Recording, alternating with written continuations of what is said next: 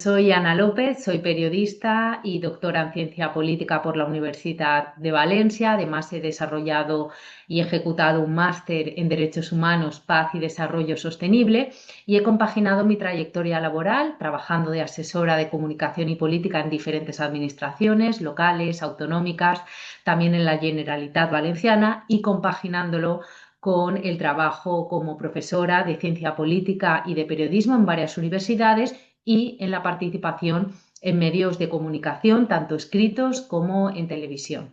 Además, y para acabar, recientemente he publicado el libro La extrema derecha en Europa en la editorial valenciana Tirant lo Blanc.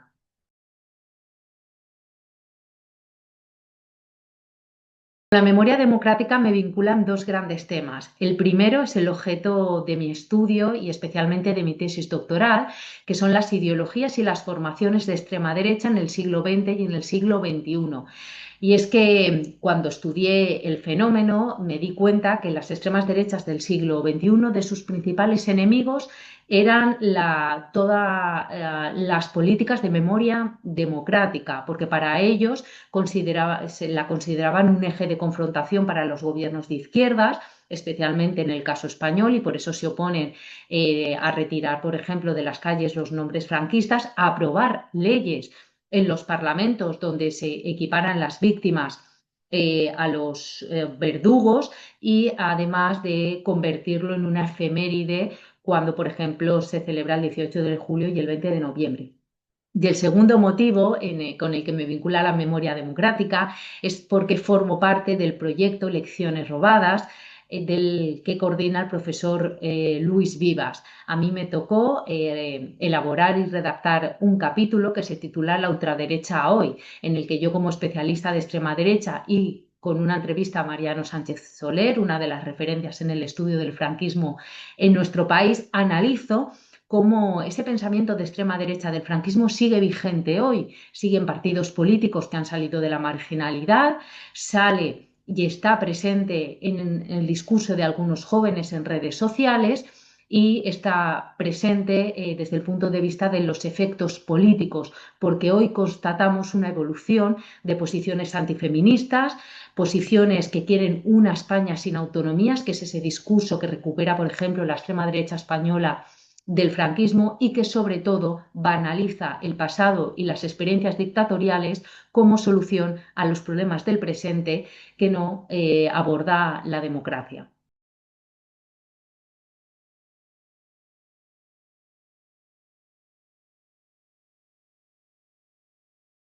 La idea clave es que la extrema derecha no desapareció en 1945, sino que ha vivido en los márgenes del sistema hasta que se han producido unas condiciones tanto coyunturales como de otros partidos políticos para que hoy estén en el centro. Para ofreceros algunos datos de por qué esta extrema derecha no desapareció en el 45, sino que vivía agazapada en los márgenes del sistema. El 26 de diciembre de 1946, y digo bien, del 46, nace el MSI, el primer partido posfascista en Italia, el antecedente del partido de la primera ministra italiana Giorgia Meloni.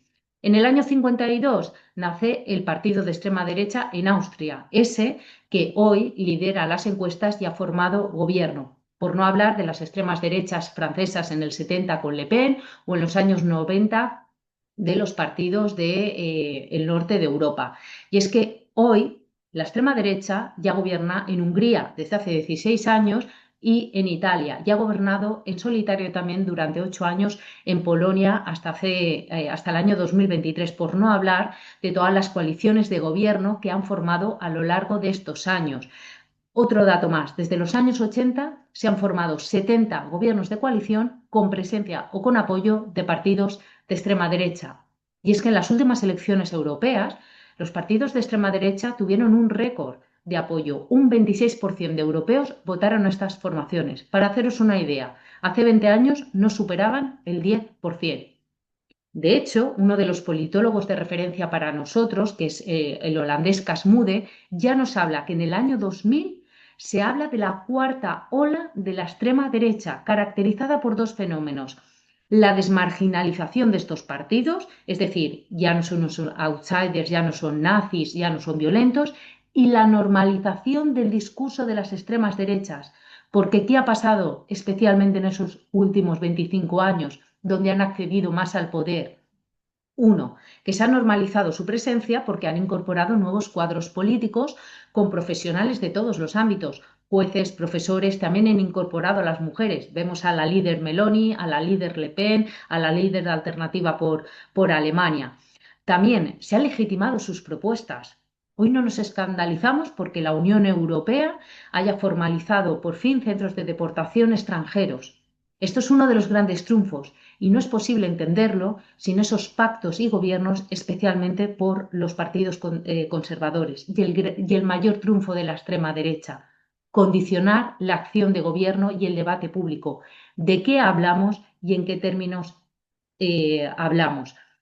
Y esto tiene consecuencias muy directas. Lo vemos ya, por ejemplo, en Orbán, en la Hungría de Orbán, que gobierna desde hace 16 años y es una gran experiencia para todos nosotros.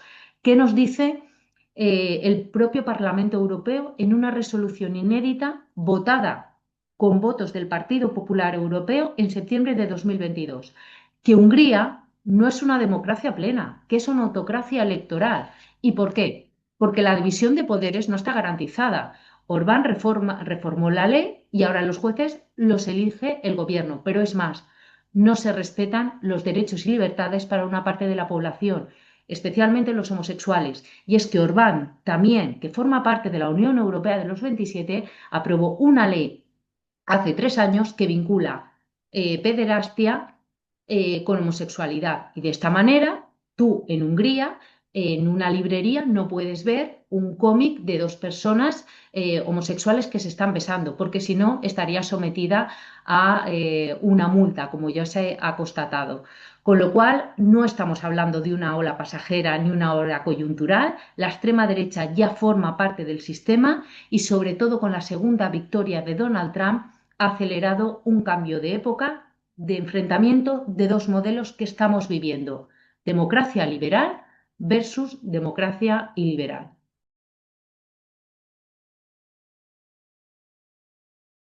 Hay una continuidad ideológica muy clara.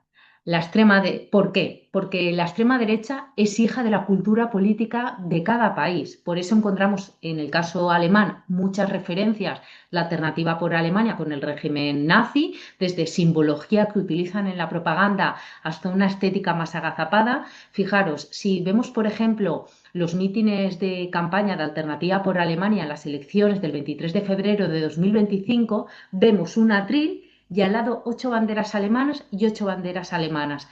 ¿Qué estaban gritando Alternativa por Alemania?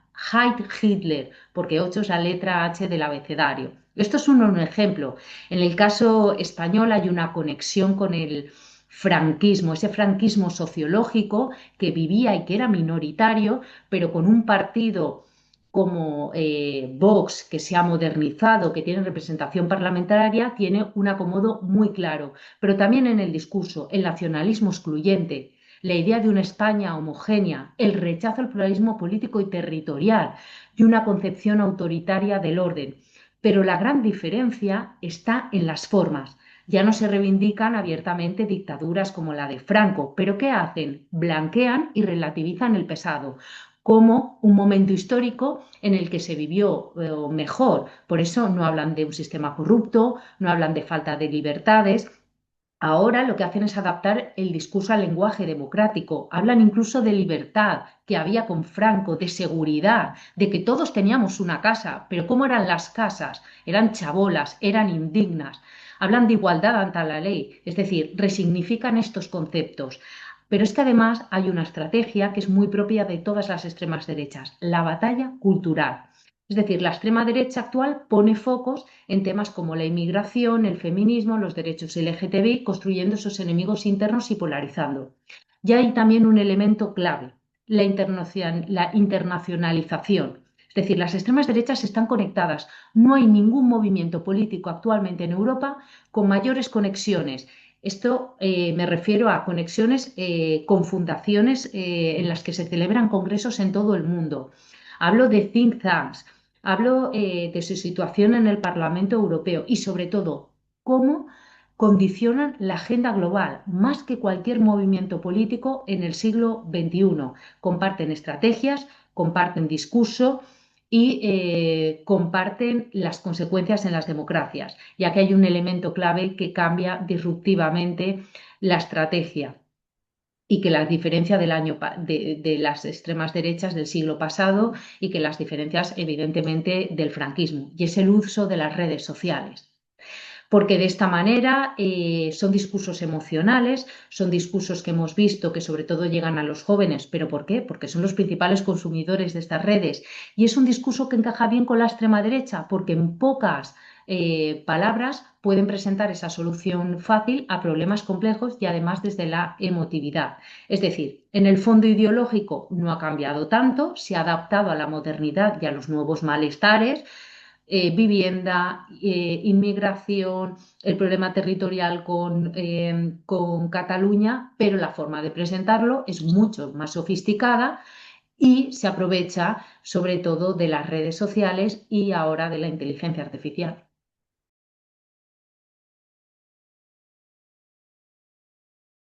A ver, combatir a la extrema derecha no es solo una cuestión de confrontación directa, hay que desarrollar una estrategia cultural y política, porque la extrema derecha, las causas de por qué hoy es sistémica y por qué casi pues tenemos porcentajes de un 40% que las votan en Italia son múltiples. Razones económicas vinculadas a la desigualdad económica, razones políticas, ciudadanos que sienten que los partidos políticos tradicionales les han decepcionado y también culturales. Es decir, personas que sienten que esos derechos que hemos conseguido las mujeres, las personas migrantes o los homosexuales, les restan a ellos derechos, como si fuera un juego de suma cero. Con lo cual, aquí es necesario actuar en diferentes ámbitos, pero sobre todo hay una clave, no normalizarlos ni legitimar sus propuestas pactando con ellos, porque de esta manera les concedes espacio político, les concedes recursos y sobre todo esa legitimidad que ellos buscan, esas propuestas que hace 20 años nos parecían impensables, que rompen consensos, hoy ellos las hacen aceptables. Es lo que en teoría política decimos que han movido la ventana de Overton. Conceptos que hace unos años eran inaceptables porque se consideraban racistas, misógenos, hoy la extrema derecha, junto con el PP, por la gobernabilidad y por esa competición electoral, los han hecho aceptables. Lo acabamos de ver, por ejemplo, cuando el Partido Popular en España aprueba mociones en ayuntamientos y hace que los musulmanes no puedan rezar en un espacio municipal. Esto ha ocurrido, por ejemplo, en Murcia, o, por ejemplo, se derogan las leyes de memoria democrática. Entonces, importante, hay que desmontar sus marcos. Muchas veces entramos en su terreno hablando de la corrupción, de la inmigración, de la ocupación, en términos que a ellos les beneficia, porque no tenemos un discurso alternativo o no nos atrevemos a hablar de ello. Tres, es fundamental combatir este discurso con gestión y con emociones. La extrema derecha no solo crece con lo que dice, sino cómo lo dice. Entonces, si las fuerzas democráticas solo se centran en hablar de números de gestión, no combatimos esa parte en un momento en el que la política es sobre todo mucha emoción, porque ellos lo que hacen es hacer campañas en negativo. El odio moviliza mucho más en este momento que la ilusión. Y cuarto, hay una dimensión material clave, las condiciones de vida. Cuando hay precariedad, cuando hay desigualdad, cuando hay sensación de abandono, estos discursos encuentran un terreno fácil. Por eso, ¿qué es necesario? Aquellos partidos que no quieran pactar con la extrema derecha o competir con ellos desde la cordialidad, sino con la confrontación, hay que hacer discursos que conecten de nuevo con la ciudadanía, pero con una acción a pie de calle en los parlamentos y en las redes sociales. Y esto se basa en tres propuestas muy claras que hemos visto en aquellas formaciones o líderes que han podido frenar a la extrema derecha, desde Mandami en Nueva York a Rob Jetten en Países Bajos. Tres cosas clave. Servicios públicos de calidad y eficientes, vivienda accesible y trabajo digno. Con estas tres grandes temas se ha podido frenar o mermar el crecimiento de las extremas derechas en los últimos 5 años. Y por último, hay que defender activamente la democracia, no dar por hecho que está garantizada, explicar por qué son importantes instituciones fuertes, los derechos, los límites al poder. Y hemos visto grandes manifestaciones en Alemania de la Iglesia Católica, de las grandes empresas como la Bayer, de los franceses. Pero ¿qué pasa? Que llegan estas manifestaciones cuando ya estamos a punto de celebrar elecciones. En el caso de los americanos, el 29 de abril reaccionan con manifestaciones como no se habían visto desde la guerra de Vietnam para frenar los excesos de Donald Trump en una guerra ilegítima. Esto también es importante, que los líderes de extrema derecha sepan que la opinión pública no está con ellos. Yo les diría que la libertad es como el oxígeno, no la echas en falta hasta que la necesitas. Y cuando se banalizan o se blanquean experiencias autoritarias, como ha ocurrido con la dictadura de Franco, lo que están haciendo en realidad es debilitar las bases democráticas de nuestra sociedad. Y es que algo, por ejemplo, que nos llamó mucho la atención a los analistas es que el franquismo sociológico, que pervive a través de memes, a través de un chiste, a través incluso de una confrontación contra el gobierno de Pedro Sánchez, se explotó durante una de las peores crisis y tragedias en España, la Dana del 29 de octubre en la Comunidad Valenciana, porque uno de los bulos más retuiteados fue que la causa única de la Dana las había causado Pedro Sánchez al destruir las presas que había construido Francisco Franco. Y esto no solo circuló por redes sociales, esto también se escuchó en el Parlamento Valenciano por los diputados y diputadas de Vox. ¿Qué quiero decir con esto? Que el franquismo se adapta a la realidad y especialmente les está llegando a los jóvenes y especialmente en momentos de crisis. Y nos encontramos cifras como la del CIS del año pasado, en el que el 26% de los jóvenes varones menores de 35 años dice en España que preferiría vivir en algunas circunstancias en un sistema autoritario que en una democracia. A nivel mundial, las cifras también nos deberían preocupar. Un 35% de los jóvenes en el mundo apoyaría un líder fuerte y autoritario sin elecciones libres ni división de poderes. Este dato es brutal en una encuesta. ¿Por qué? Porque esta cifra duplica a la de 2012, con lo cual nos estamos empezando a encontrar con una especie de generación autoritaria 2.0, es decir, que rechaza, por ejemplo, las conquistas democráticas en materia de igualdad, ¿no? Y afirma que se ha ido demasiado lejos, que niega la violencia de género, que prefiere sacrificar libertades y derechos conseguidos después de la Segunda Guerra Mundial por una falsa sensación de seguridad y orden. Y es una generación que no ha sufrido que a mitad de la noche tiren la puerta de tu casa, te metan en una cárcel sin juicio previo. Eso es una dictadura, con lo cual hay que seguir explicando en todos los espacios, porque hay otros que los han llenado, que la dictadura no es la solución a los problemas del presente. Hay que explicarles, además, con testimonios, con información, con un lenguaje accesible, porque en un vídeo de TikTok de 30 segundos te echan abajo una clase de historia de 3 horas. Hay que adaptarnos. Con lo cual, la lección es que, aunque estamos ante un fracaso que es colectivo, porque también es del sistema educativo que no ha llegado a hacer esa pedagogía democrática necesaria, también del ámbito político, porque en España ya sabemos cómo se hizo la transición y también mediático, se han dejado espacios que se presentan como una falsa rebeldía. Y cuando las instituciones miran hacia otro lado, ese odio lo ocupa la calle.